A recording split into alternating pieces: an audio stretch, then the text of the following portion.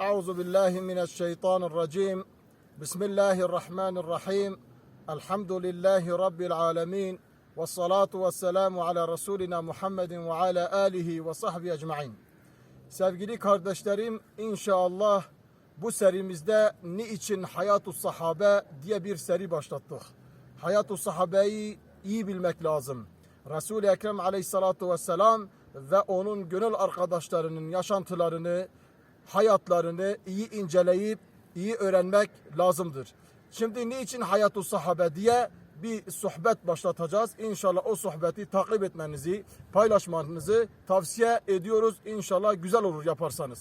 Sevgili kardeşlerim, bir ulema meclisinde Pakistanlı bir alimin sohbetinde şöyle bir soru soruldu. Denildi ki o alime, niçin sizler Müslüman olarak Müslüman memleketlerini geziyor, sohbet ediyor, vaaz ediyorsunuz? Niye Avrupa'ya gitmiyorsunuz? Niye Çin'e gitmiyorsunuz? Niye Hindistan'ın Budistlerin yaşadığı bölgelere gitmiyorsunuz? Ya da kafirlerin yaşadığı bölgelere gitmiyorsunuz diye bir soru soruldu. O alim şöyle cevap verdi. Buyurdu ki sahabe-i kiram radıyallahu teala anh Peygamber aleyhissalatu vesselamın etrafında toplanırken Resul-i Ekrem aleyhissalatu vesselam onlara benim gibi olun diyordu. Onlar Resul-i Ekrem gibi olup kendileri de başka yerlere giderken bizim gibi olun diyorlardı. Şimdi Resul-i Ekrem aleyhissalatu vesselam bir sıfatı var malum, hepimiz biliyoruz. El-Emin. Mekke'de peygamber olmadan önce de Resul-i Ekrem'e ne diyorlardı? Muhammedunul Emin. Yani güvenilir Muhammed, dürüst Muhammed, doğru Muhammed diyorlardı aleyhissalatu vesselam. Resul-i Ekrem aleyhissalatu vesselam Hira Nur Dağı'ndan inerken Hazreti Hatice annemize kelime-i şehadeti öğretirken benim gibi ol diyordu. El-Emin ol diyordu. Hazreti Ali iman ederken radıyallahu teala anhu benim gibi ol diyordu. Dürüst ol, sağlam ol, samimi ol diyordum.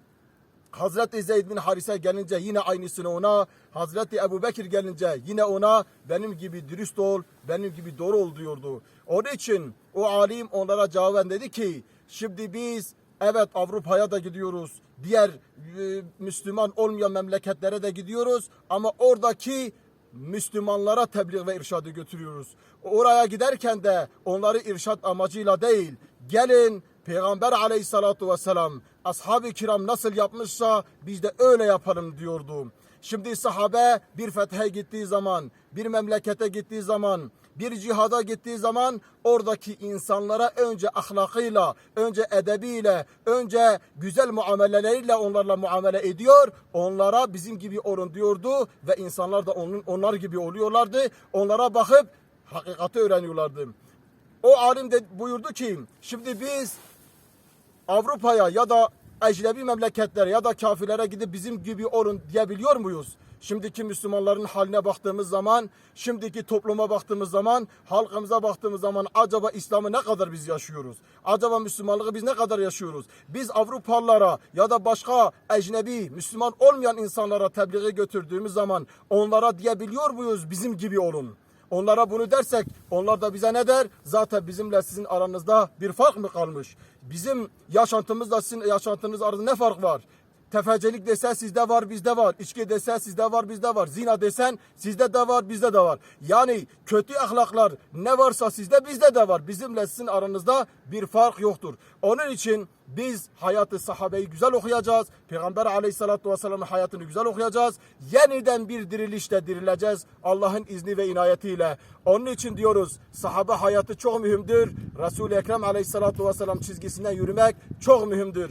Gelin hepimiz beraber Siyer-i Nebi'yi iyi öğrenelim. Ashab-ı kiramın hayatını iyi öğrenelim. Onların hayatlarını hayatlarımıza tatbik edelim. Rabbim yaptığımız bu çalışmaları hayra tebdil etsin ve Allah Resulü aleyhissalatu vesselam ashab-ı kiramın yaşadığı gibi bir yaşantıyı cümlemize nasip etsin. Hepinizi Allah'a emanet ediyorum. Esselamu aleyküm ve rahmetullahi ve berekatuhu.